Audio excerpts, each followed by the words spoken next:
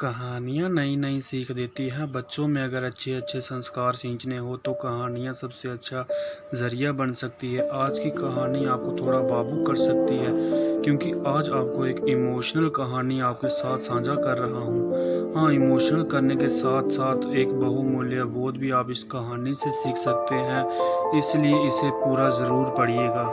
हर दिन एक भिखारी दरवाजे के पास आकर भीख मांगता था और घर का मालिक हमेशा घर के बाहर आते ही उसे देखकर फिर जाया करता था। कई बार उसके लिए गालियाँ भी बकता था। वो कहता, तू जिंदा ही क्यों है? पूरी जिंदगी ऐसे ही भीख मांगेगा क्या?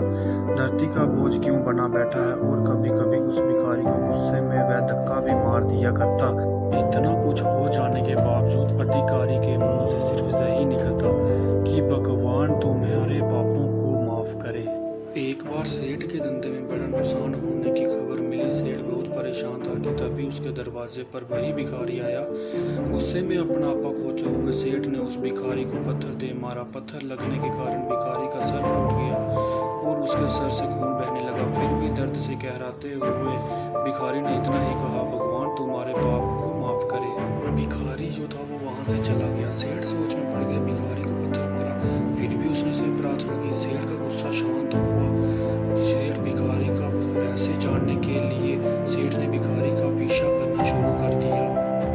भिखारी जहाँ जाता सेठ उसके पीछे पीछे जाता। सेठ ने देखा कि कोई उसको खाना देता, कोई उसको मारता, कोई अपमानित करता तो कोई गाली देता।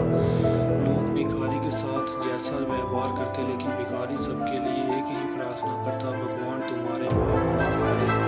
अब रात होने को आई थी। भिखारी अपने घर जाने के लिए सेठ का भी उसका पीछा कर ही रहा था।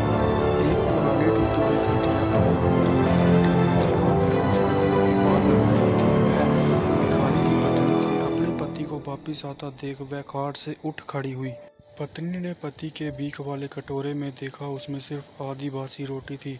उसे देखकर वह बोली, आज बस इतना ही मिला, और हाँ, आपके सिर से खून निकल रहा है, ये चोट कैसे लगी? बूढ़ा भिखारी बोला, आज बस इतना ही मिला, किसी ने कुछ दिया ही नहीं, सबने गालियां दी और एक ने पत्थर भी फेंका, इसलिए मेरा सर फट गया। एक गहरी ठंडी सांस लेकर बूढ़ा भिखारी फिर से बोला, ये मेरे ही पाप का फल है। तुम्हें याद है कुछ सालों पहले हम कितने अमीर थे?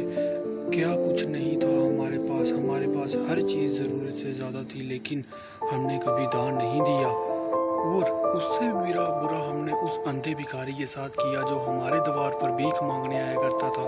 बूढ़ी पत्नी की आंखों में आंसू आ गए। वह बोली, हाँ, हम उस बेचारे अंधे के साथ बहुत बुरा करते थे।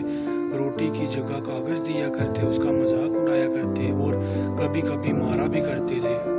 मैंने कभी उसको रास्ता नहीं दिखाया। एक बार मैंने उसके मुंह पर मिट्टी भी फेंकी थी और वह हमेशा दुखी होकर यही कहता था कि भगवान तुम्हें तुम्हारे किए की सज़ा देगा, भगवान तुम्हारे पापों की सज़ा ज़रूर देगा। उसका श्राप सच हुआ और हम इस दुख भरी जिंदगी में आ गए। भिखारी बोला, हाँ, उसका श्राप सच हुआ, इसलिए मैं किसी को बदुआ नहीं देता, चाहे कोई मेरे साथ कैसा भी बर्ताव करे। मैं हमेशा उसके लिए प्रार्थना करता हूँ। मैं नहीं चाहता कि कोई भी हमारी जैसी जिंदगी का अनुभव करे, किसी को भी हमारे जैसे दुखों का सामना करना पड़े। वो नहीं जानते कि वे कितना बड़ा पाप कर रहे हैं, इसलिए अनजाने में हुए पाप की ऐसी सज़ा किसी को भी मिले मैं नहीं चाहता। सेठ वहीं पर छुपकर ये सारी बातें सुन रहा था। अब उसे सब कुछ समझ में आ गया था। भिखारी और उसकी पत्नी ने वह आधी रोटी मिल बांट कर खाए और भगवान को धन्यवाद बोलकर सो गए। अगले दिन बड़ा भिखारी फिर से भीख मांगने गया। सेठ के घर के पास जाते हैं। सेठ ने पहले से गर्म रोटी उसके लिए निकाल कर रखी थी। उसे देते हुए सेठ विनम्रता से बोला, माफ कर दीजिए बाबा, मुझसे बहुत बड़ी गलती हो गई।